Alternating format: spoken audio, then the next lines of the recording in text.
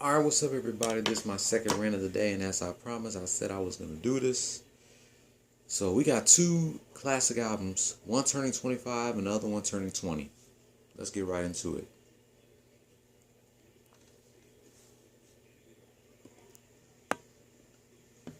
Excuse me. August 1st, 1995. Raekwon from Wu-Tang released his solo debut album, Only Built for Cuban Linx. Sorry, I really actually don't have the album right now, but I will order it sometime this month, because I know it's the anniversary month of Only Built for Cuban Linx. The album was loosely composed to play like a film, with Raekwon as the star, fellow Wu-Tang member Ghostface as the guest star, and of course RZA as the director.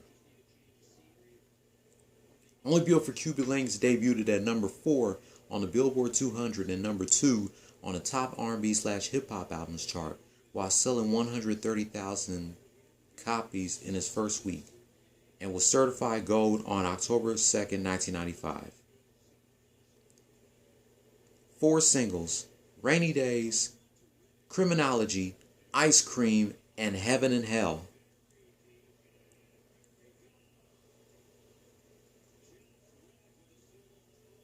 Anyway, it features most likely members of Wu-Tang with the exception of Old Dirty Bastard. It also features debut appearances from Wu-Tang affiliates Capadonna and Blue Raspberry. It also features Nas, a non-acclaimed guest appearance. This album also features Nas, a non-affiliated member of Wu-Tang.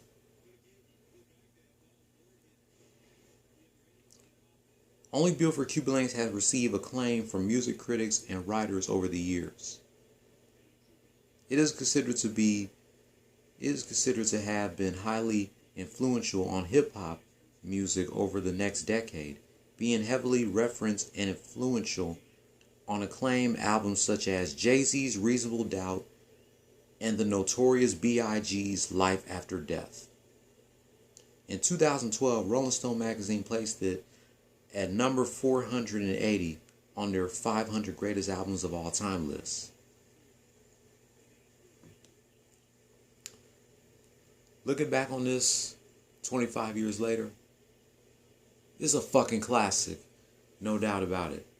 1995 was definitely one of the greatest years in hip-hop albums history.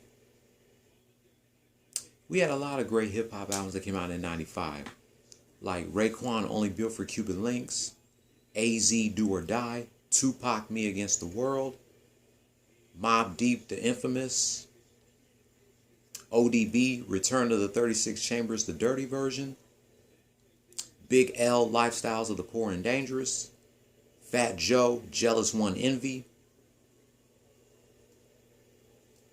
Man, there's a lot of hip-hop albums that came out in 1995 that are classics. But this one right here is a classic. It's my favorite album by Raekwon. Raekwon became the third member of Wu-Tang to release a solo project. We all know Method Man was the first and ODB was the second. Raekwon was the third and Ghostface was the fourth. So Raekwon, thank you for 25 years of this classic project. Man, it's been 25 fucking years since this album came out. Well, enough about that. Now let's talk about the next album on the title of this rant.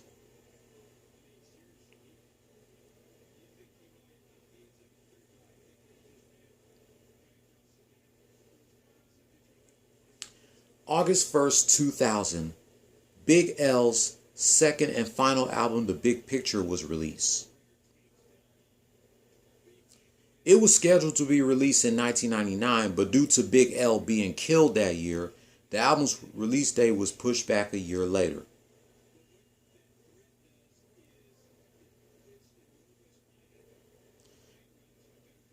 The album debuted at number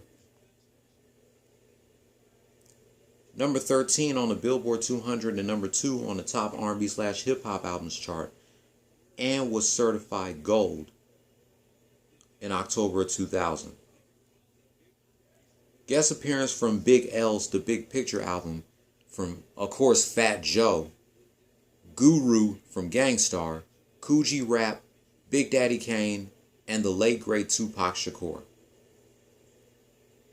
I didn't want to say the late Guru because, in my opinion, Guru lives on forever.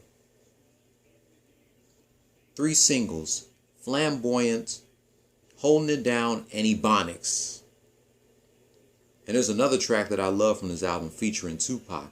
It's called Deadly Combination.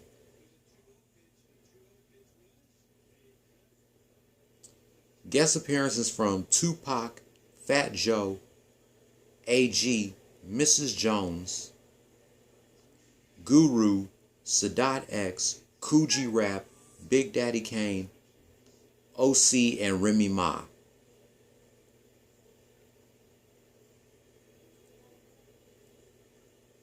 It sold 72,549 copies in its first week. Looking back 20 years later on Big L's The Big Picture is definitely a classic, but it's sad that Big L did not live to see that album get released. No artist deserves to die before their album gets released.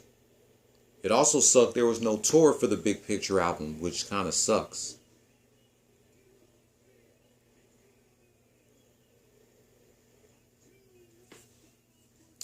But anyway,